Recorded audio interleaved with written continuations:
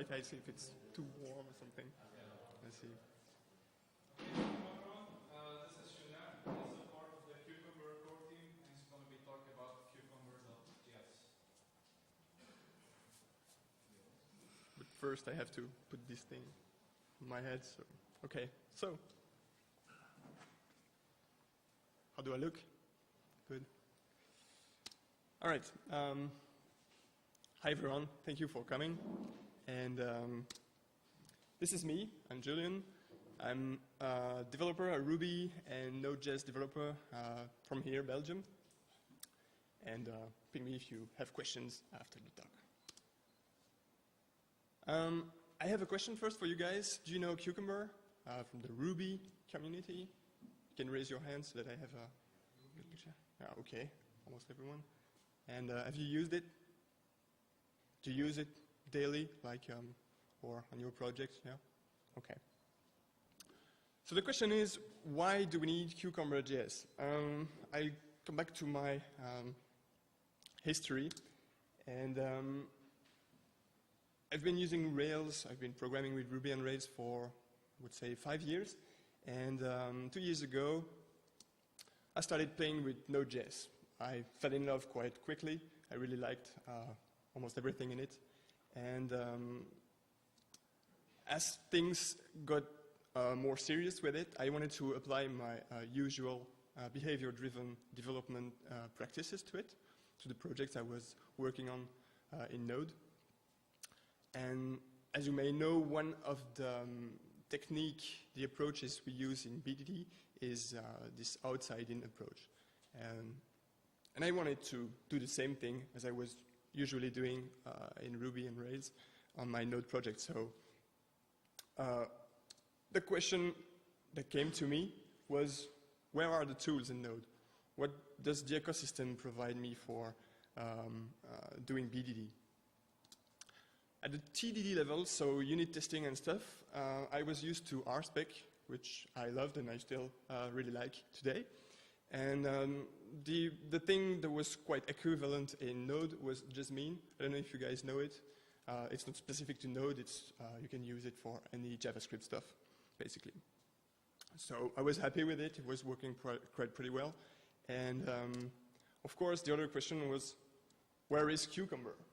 Is there Cucumber in Node? And there were some little stuff resembling Cucumber, but nothing that really matched my expectations at the time. So what I ended up doing was simply bootstrapping a little port of Cucumber in Node.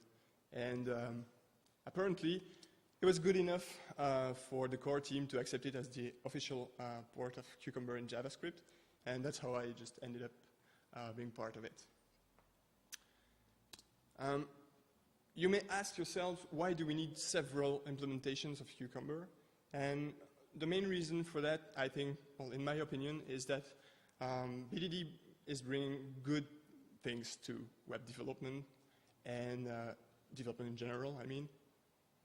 And having different implementations is helping bringing those practices to other teams, because, of course, in Ruby, we are open to new stuff and changes, but on some teams which are bound to, Java or .NET technologies, they have to use the tools from their stack. So I think it's a good thing to have those implementations on other platforms. So today we have Cucumber Ruby, which you know, Cucumber.js, Cucumber JVM, which is quite popular already. It's really active. And we have more fancy stuff like Cucumber, C++, and even Lua, which is, as you can see, not stored very much now. Okay, so Cucumber.js, on what does it run? Of course, on Node, you can use it to automate command line interface applications. So anything really basic. But of course, you can also use it to automate web applications through, for example, Selenium. So basically, you will automate a real browser and you will see your application running as you would do probably with Ruby. Another solution for automating and testing web applications, it's the headless approach. It's kind of like rack tests if you've used it before. And we have different solutions for this. We have Zombie.js, Phantom.js, which are quite popular in the JavaScript communities. A new thing with Cucumber.js, which is not something you can do with other implementations, is that you can actually run your features right from the browser. So this is kind of a game changer, I think, and it has some potential, but we'll come back to this later. And of course, this is really well suited for testing web applications. So during this presentation, we'll use a little example application, which is called cucurbitaceae. And it basically goes like this. It's a Node application. It's really simple. It's basically a cucumber recipe diary. So you see, you can put a title, some ingredients, and some instructions. And this is the first feature of our application. We can basically add new recipes to the diary. We save it. We have a list. We can click on the title, and we get to the recipe. So what we are building is this thing. Okay? So these are the logs from Node. Are you guys familiar with Node? Did you already try it? Or, yeah? Can you raise your hands that I have a rough idea? Okay, cool. Let's say half people here. So how do we get started with Cucumber.js? If you are having an outside-in approach, as I usually do, you would start with writing some cucumber scenarios, well, gherkin scenarios to be precise. So this is the syntax we use. You probably recognize it. It's exactly the same thing as with Cucumber, Ruby, or C++ or JVM. It's the same thing. The most important thing here is to define this scenario. It's the first thing we want our application to be able to do, and we want to be able to add recipes. So basically, add a recipe. I want to see a recipe in their diary, so that's quite easy and straightforward. So we have a few keywords. For those who don't know gherkin, so this is the syntax. We have a few keywords which we have to use. So for example, feature, scenario, when and then. So the when and the then identifies steps. So within a scenario, these steps will be executed one at a time. And you see we use a natural language. Here it's English. We can use French or Dutch, whatever we want to use. It will work. We will map those steps to actual code a computer can understand. So now we have our first scenario. We execute it, and we see we have two undefined steps. We see that because on the first line, we have two U's. A U means undefined. So basically, Cucumber doesn't know how to map those English sentences to actual code that can be interpreted. And Cucumber is giving us some snippets we can copy and paste. That's what we are going to do. We can copy and paste those snippets to ease our pain. So there we go. And so it's a bit different than in Ruby, of course, because we have to, for the first thing, the module.exports is the way you make modules in Node. So that's not really important here. What's more interesting is the fact that we have first a regex as the first parameter to a step definition. So each function here is called the step definition. And the first parameter is a regex, and it will just match whatever steps you have in your feature. And the second one is a callback. So this is something that will be called when the step is encountered, is matched in your features. And so the code will be executed. And you have this callback parameter to that function that you have to call to tell Cucumber, okay, I'm done, this step is finished, you can continue doing your stuff. So that's basic asynchronous stuff you will get in Node all the time. And we have this little pending function, which is basically telling Cucumber that the step is not yet really implemented.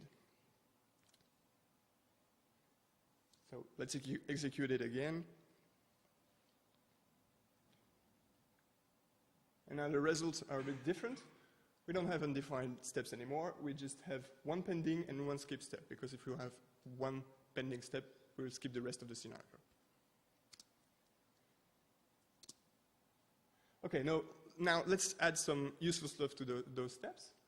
And we'll create this little DSL from our own domain. So we'll simply express, I want to add a new recipe, and then call back when you're finished. And assert that a new recipe is indeed in the diary. Now, this is executed, and of course it fails because the add new recipe function doesn't exist yet. And notice this little thing there, it says object world has no method add new recipe, and this is important because the world object in Cucumber.js is more important, I think, than in Cucumber Ruby. So in Cucumber Ruby you have also this concept, but it's more transparent. You basically, whatever you define in your step definitions, if you make some classes, objects, whatever, they are within something, and this is a world object. And we have the same thing in Cucumber.js, but it's important to be aware of it because we will use it quite a lot all the time. So,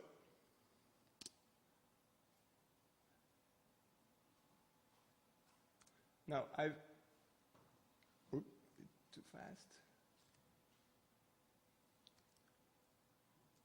Okay, so I've added another world. So basically, I've just changed the default world Cucumber.js is giving us. So by default, we have a world object, which is just a bare object with nothing on it. And I've just changed it to my own little constructor function. So with this world equals something, whatever is in the something will be used by Cucumber as the new world.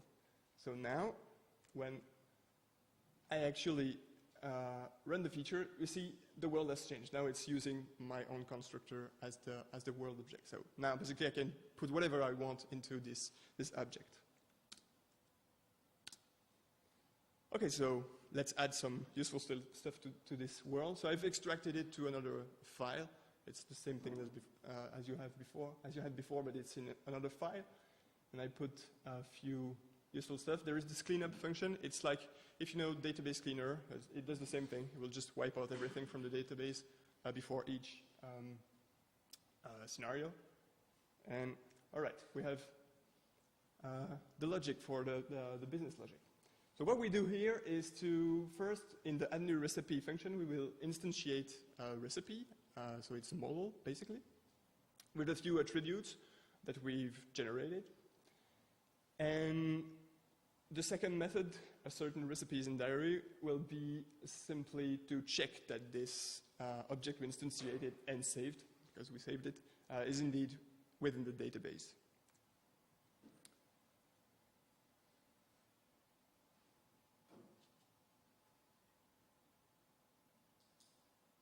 And this is the little function for generating some data. It's basically fixtures.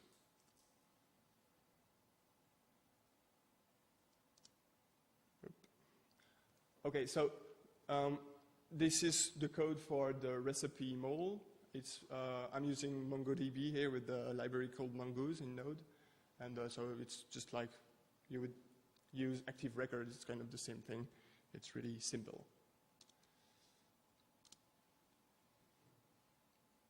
So let's try this thing. We execute it, and we have our first scenario passing. Okay, what do we have in Cucumber.js? I'll remove this because it's a bit hot. So the features we have in Cucumber.js are really similar to the ones in Cucumber Ruby. So we have tags. You can use tags on scenarios or on features. So basically here I tag the first one with include, the second one with ignore me, and I'll invoke Cucumber.js and ask it to filter only scenarios with the include tag. So you see only one scenario is executed. If I use an unknown tag, nothing is executed. And this will be the second one, which is undefined for now. We can also exclude tags, and you can use or and operators. This is all documented. You also have hooks. So the idea behind hooks is to execute stuff before or after your scenarios. So I put a hook before any scenario and after any one of those scenarios. There we go.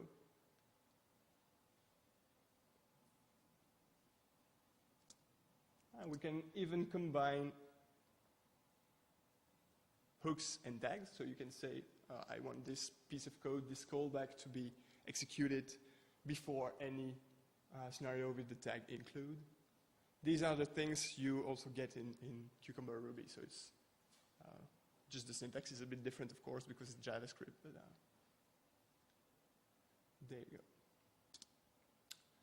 Okay, so up until now, we've not really been testing our application as a full stack application. We've been only testing the persistence layer of application by instantiating models and saving them to the database. But actually, what we want to do is to test the whole thing.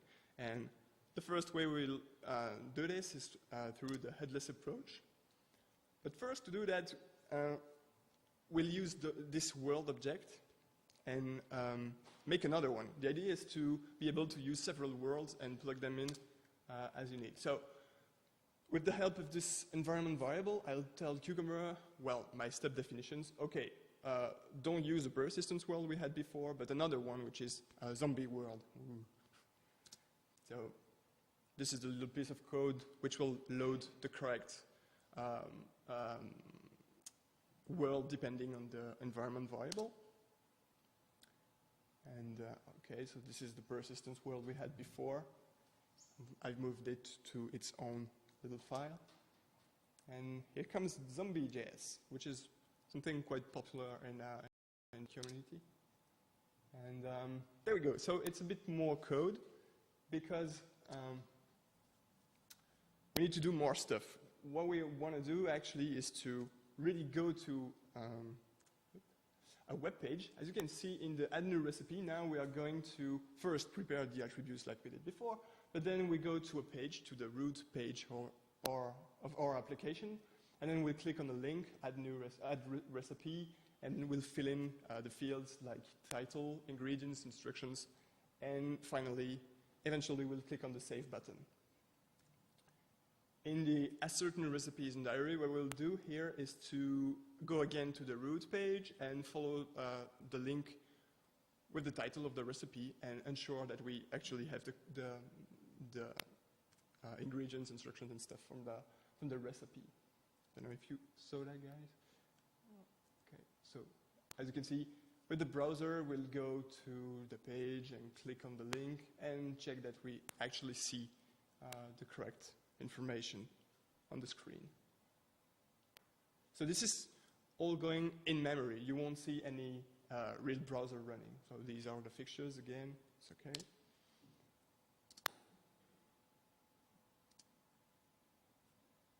Oop. A bit too fast. Sorry. So let's execute it. So at the bottom, you see the logs from Node. You will see the logs from the actual application. And at the top, we'll just execute Cucumber with this new zombie world we just created. So let's go. Okay, it's passing. And now you see it's actually really hitting the full stack of the application through its HTTP server and stuff we have in the Node application. Okay, so this was headless testing. You can use other ways, but we can also automate real browser if you want to automate Firefox or whatever.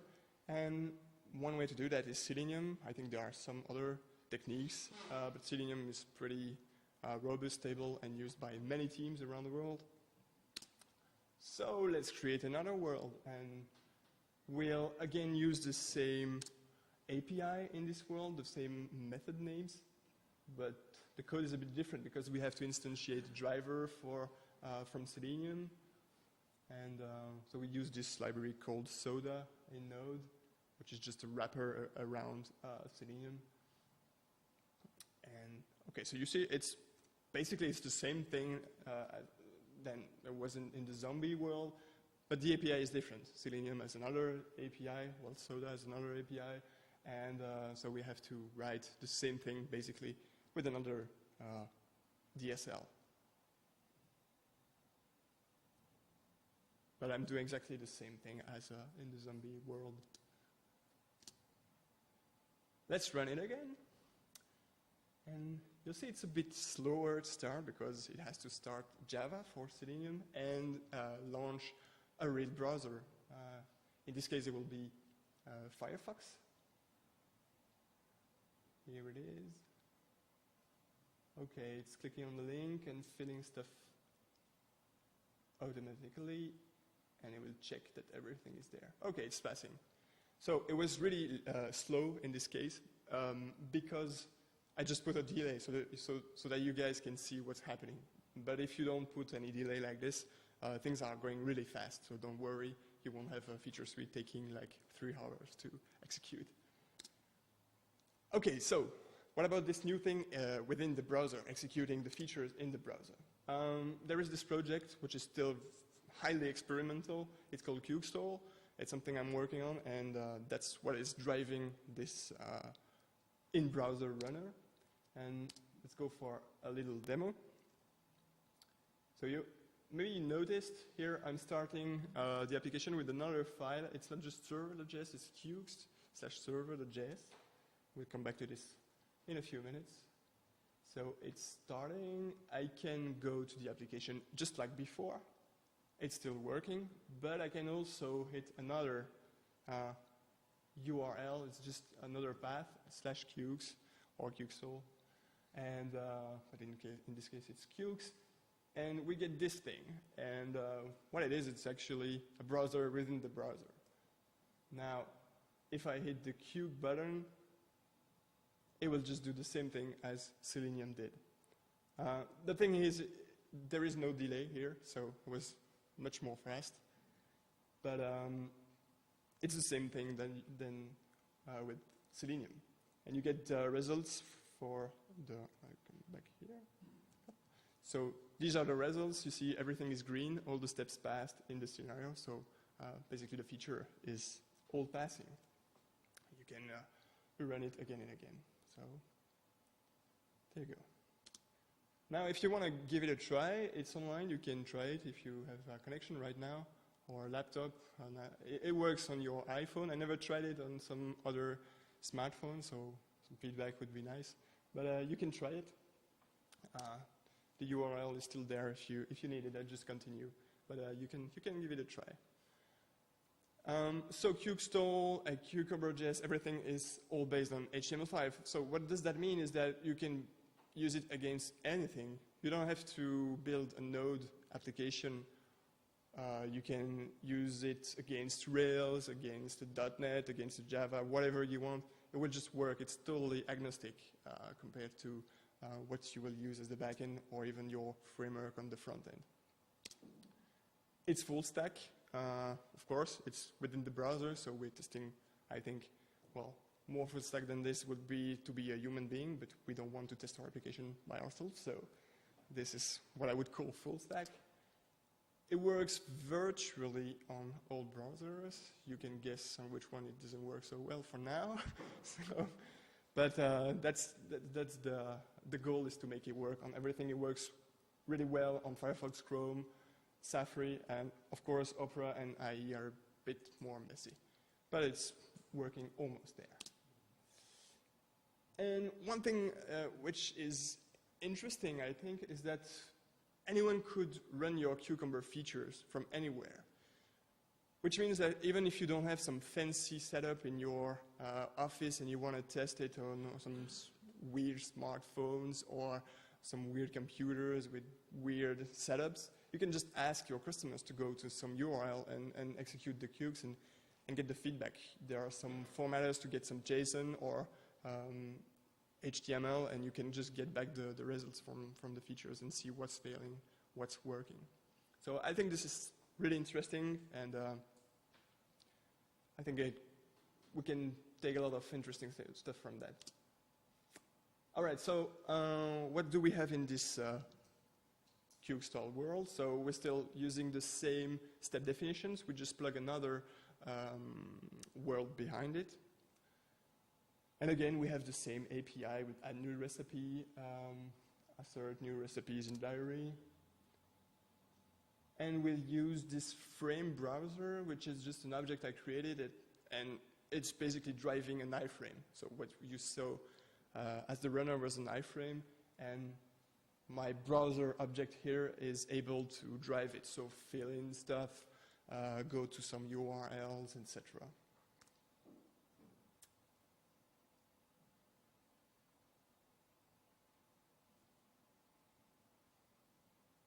Yeah, so it's asynchronous, so I'm using this stuff to have like a sequence of actions, but it's nothing really important. Okay, so you see it's really the same stuff. There is just here, there, in the cleanup, we have something a bit weird. You see there is remote command reset all. So I have built this little thing, this object, which is a remote command, and we'll get back to it in a few seconds. Because we have this question, when you're on the browser, you don't have any control over the actual backend of your application. And often in Cucumber, in your given steps, so these are the first steps you have, setting the context of the application, you want to set some stuff. You want to set up like users or blog posts, whatever you have in your domain, and make the system in a known state before executing your features. And in the browser, it's difficult. But the idea is to use what I call backdoors. So you will have a way to tell the backend to prepare some stuff. So this is the normal code for the application we built for CUKE recipes, sorry. And it's basic Node.js stuff, even if you don't know it. So this is the code for the application. And you see we have these routes we answered. So get root, get recipes, execute this callback. So this is really normal Node stuff.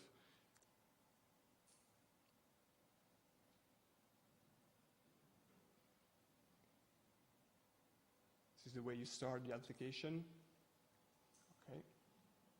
Now, remember we started another script file when we started this CUKE stall thingy. It was CUKE/server, and this is this file.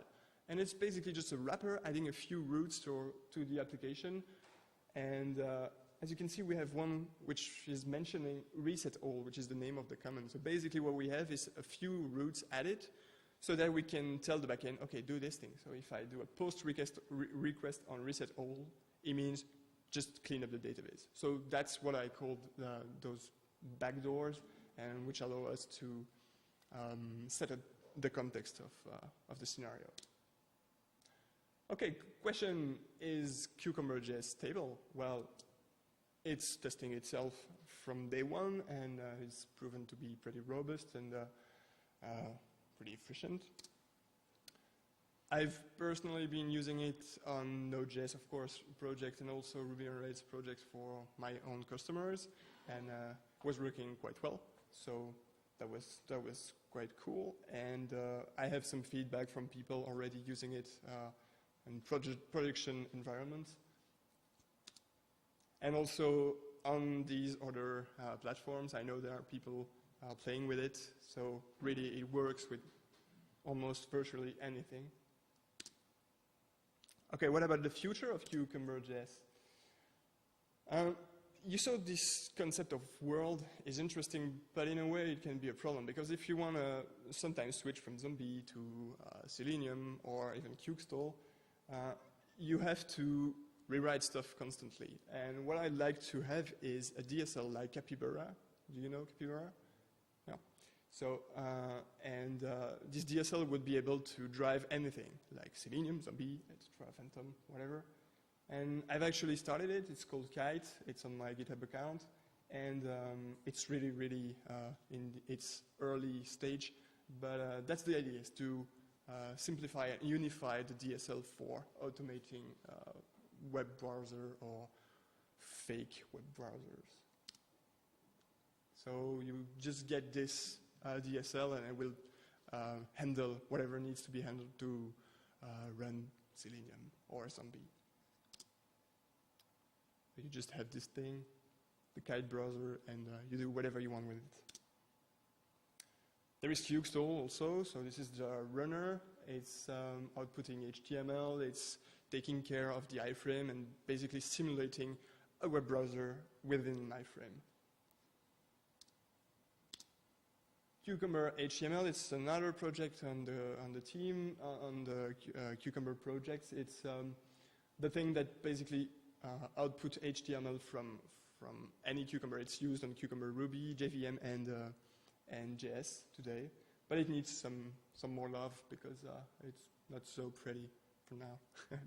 Okay, but it's working and it's used everywhere. So you have, that's interesting because the output of your features is actually the same, whatever implementation you're using. That's the thing we strive for, is to have as much consistency between implementations. Maybe it's the interfaces or the output, and of course the input with the gherkin syntax. The goal in the future is to catch up with Cucumber Ruby, but actually we want to reduce a bit the feature set, because in Cucumber Ruby it's kind of a mess. Everyone on the team can tell you that. It's really messy, there are too many things, and in Cucumber.js we want to just put the stuff that people really need. So if there is something asked for many times, then we'll just add it. So we want to catch up, but not so much. The documentation is getting better, but it needs also to be improved. And well, we need more help. Like I guess on many open source projects, if you want to help, just submit pull request or help on the documentation, whatever you want. Oop. What did I do? Okay.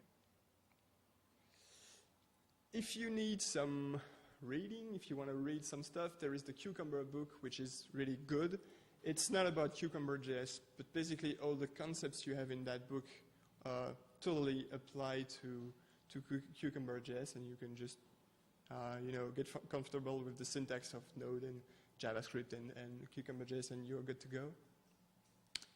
There is this book in beta. I've not read it yet, but it's a work in progress. It's basically some advices on how to use Cucumber in practice with real example in Cucumber, Ruby, JVM, and JavaScript.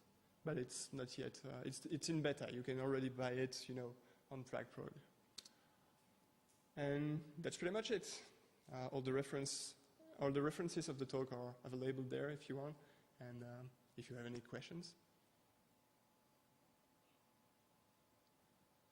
No? Is there an asset gem for this? Is there an asset pipeline? What do you mean? Oh yeah, that would.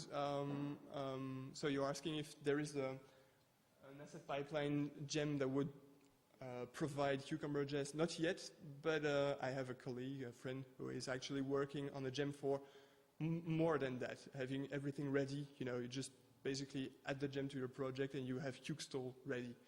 So that's a work in progress for some time now. So if someone want to help on this, it would be also cool. But it's definitely something we want to do, because of course it would help people use it. Okay, cool. Thank you.